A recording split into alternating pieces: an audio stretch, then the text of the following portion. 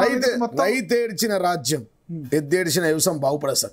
ఏ రాజ్యంలోనైతే స్త్రీలు అగౌరవపరుస్తారో, ఏ రాజ్యంలో అయితే స్త్రీలు కన్నీళ్లు పెడతారో ఆ రాజ్యం కూడా బస్ ఎక్కితే అయిపోతుంది సార్. కళ్యాణ లక్ష్మి ఎవరు ఇవ్వాలి? ఇంకా 4.5 సంవత్సరాలు ఉంది కదా. కేసీఆర్ గిట్ ఎవరు ఇవ్వాలి? 4,000 పింఛన్లు ఎవరు ఇవ్వాలి? ఎప్పుడు ఇస్తారు సార్? 4 నెలలు అయిపోయింది కదా.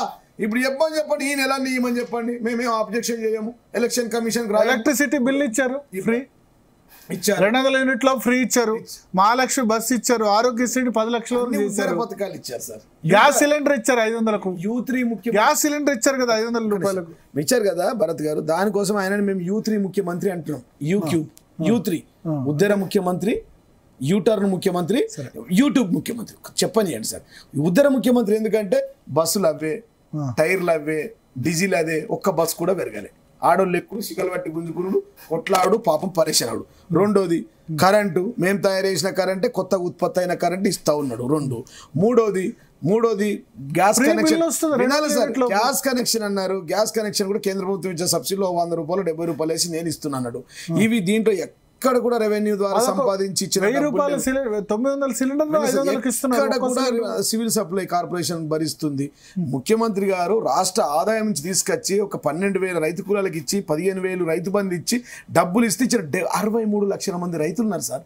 ఈ ప్రాంతం వ్యవసాయ ఆధారిత ప్రాంతం. నెక్స్ట్ నవంబర్లో ఇస్తారేమో, ఇప్పుడు ఖరీఫ్ లో ఇస్తారేమో. మరి అందుకోసమే మరి ఖరీఫ్ తర్వాతనే ఇస్తారు కదా ఓట్లు. ఈసారి మాకేస్తారు ఓట్లు. మేమేమంటాం, ఇది తుక్కుగూడలో మీటింగ్ లో 420 సార్ కెమెరామెన్ 420 పథకాలు ఇచ్చారు. ఇది పక్కన పెట్టారు. మళ్ళా అదే తుక్కుగూడలో వచ్చి మళ్ళా 5 న్యాయ్ 25 గ్యారంటీస్ అని ఇచ్చారు.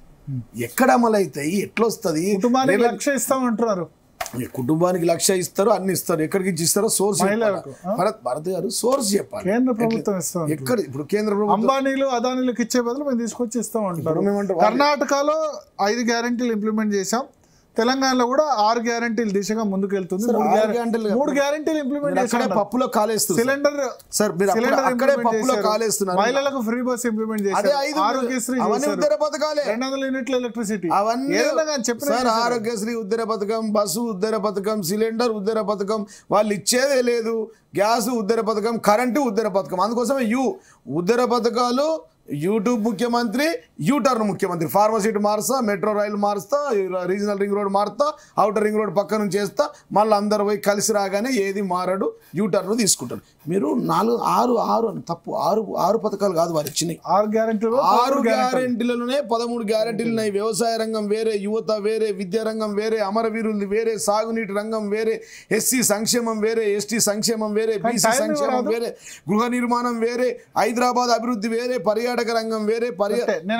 చెప్పుకుంటా ఏంటంటే 5 సంవత్సరాల గురించి సార్. ఇప్పుడు కాంగ్రెస్ ప్రభుత్వం యువతకు ఒక యువత తీసుకున్నారు. మొదటి ఏడాదిలోనే 2 లక్షల ప్రభుత్వ ఉద్యోగాలు భర్తీ అన్నాడు. 4 నెలలు అయింది. ఒక్క ఉద్యోగం కూడా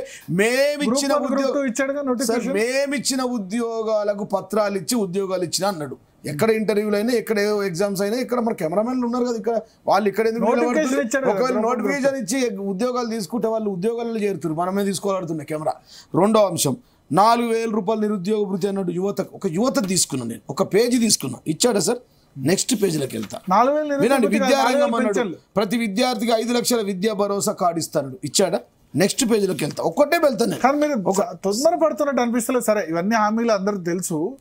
6 గ్యారెంటీలు అంటారు భరత్ గారు. మీ నోట్ల నుంచి 6 గ్యారెంటీలు 620 కాదు సార్.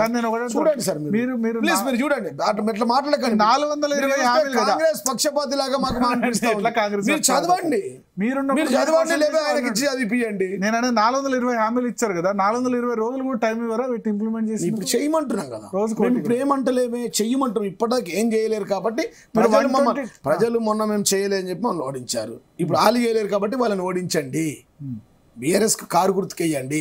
ఏ గ్రామానికి వెళ్ళినా అయ్యా కరెంట్ వస్తలేదు, మళ్ళీ మోటార్లు వేలిపోతూ ఉన్నాయి, ట్రాన్స్ఫార్మర్లు కాలిపోతూ ఉన్నాయి, ఇవాళ మళ్ళీ మోటార్లు వైరింగ్లు వస్తూ ఉన్నాయి, భూమిలో వాటర్ తగ్గిందయ్యా, చెరువులలో నీళ్ళు లేవయ్యా, మేడిగడ్డలో 5 TMCల నీళ్ళు ఎత్తిపోశారయ్యా, అందుకోసం మేమంతా సారికేస్తాం.